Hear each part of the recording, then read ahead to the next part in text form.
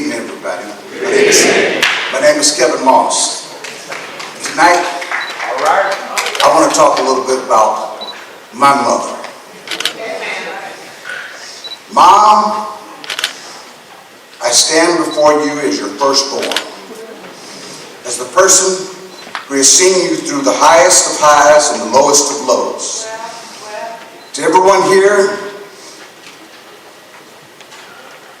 we will give accolades to my father, and he deserves them all. But I want to speak to my mother. My mother, Otis Moss, is more than Dr. Moss's spouse.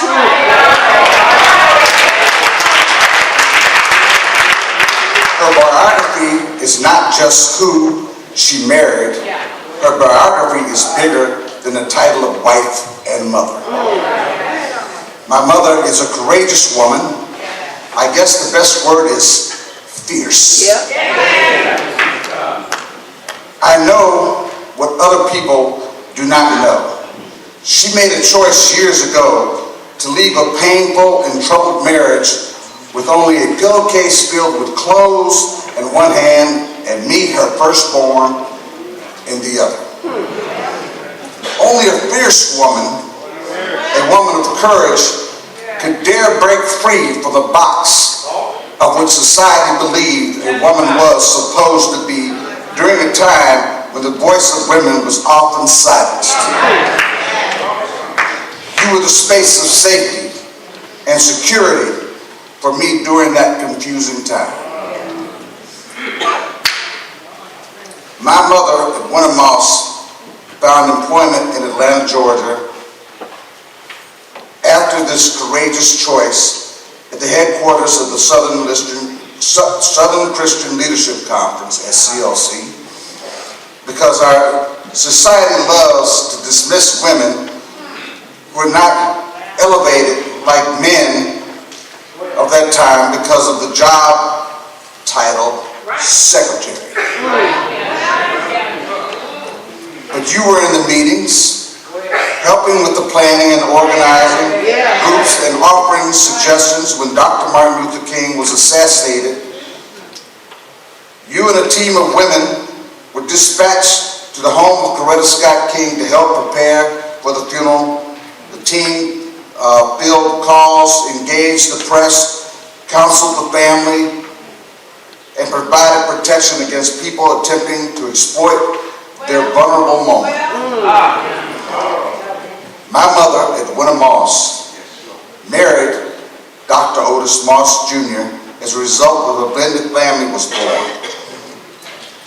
Mom, I want you to know, I see you.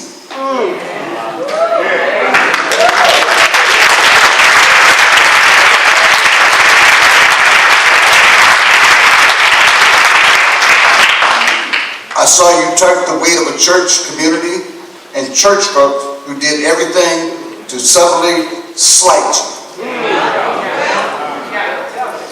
make you feel less than, and even attempt to play myself and Daphne against each other. But because you're fierce, because you're courageous, you never allowed small, insecure, and mean people to stop you from being the woman you are.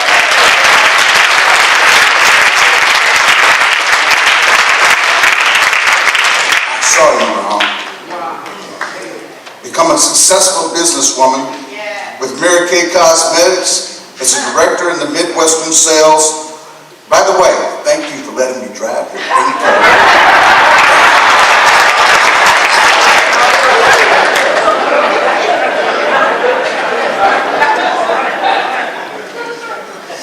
I watched you raise my brother and watched you deal with the illness of our sister Daphne, all while loving Dad and leading a business. In my book, this is the definition of fierce and courageous. As your firstborn,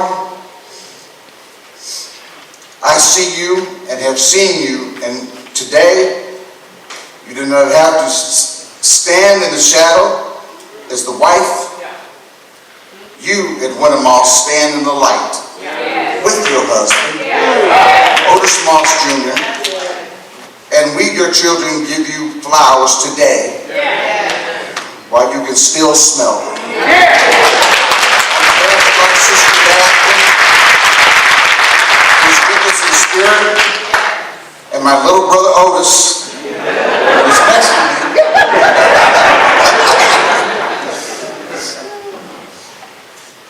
We'd like to say, we love you.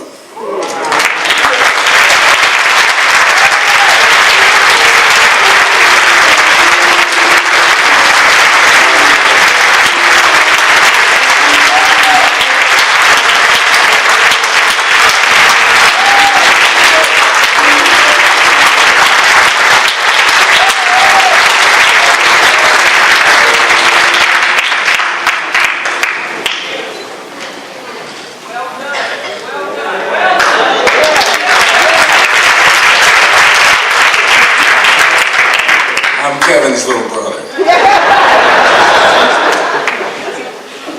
Son of a sharecropper, descendant of Troup County, progeny of the Black Church, offspring of a home called Morehouse.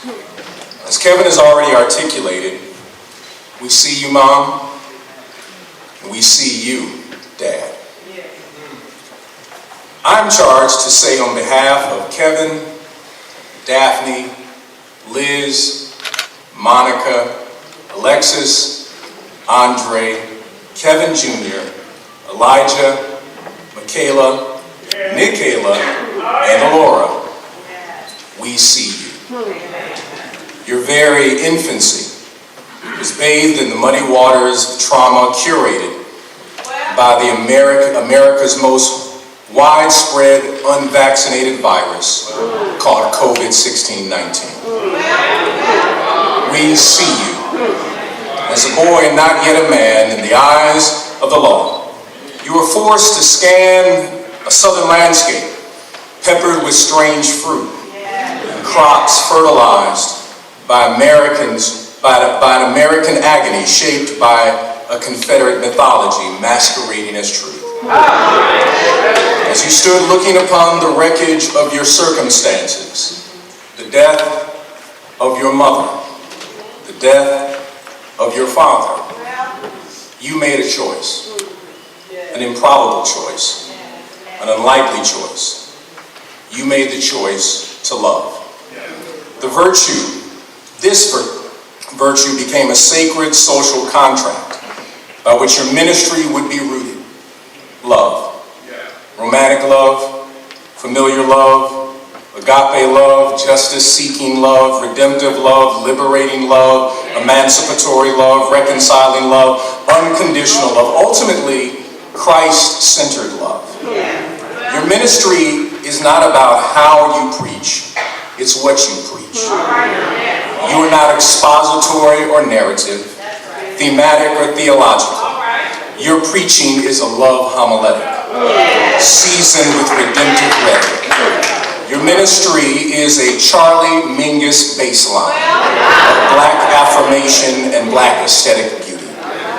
A good baseline, as you know, gets the groove and keeps the groove, but does not need to shout or yell, but lets everybody know what time it is. With generations not yet born right of your work, they will speak of a Southern gentleman, Black church raised, HBCU blessed, civil rights formed, Christ called, man of God.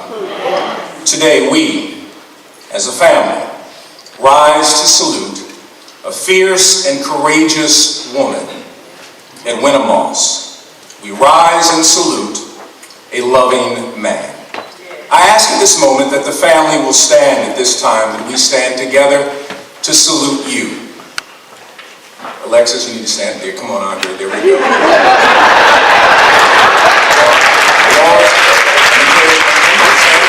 up. Andre, stand up. Now I want to ask all the ministers who have been influenced by this couple if they would stand at this time.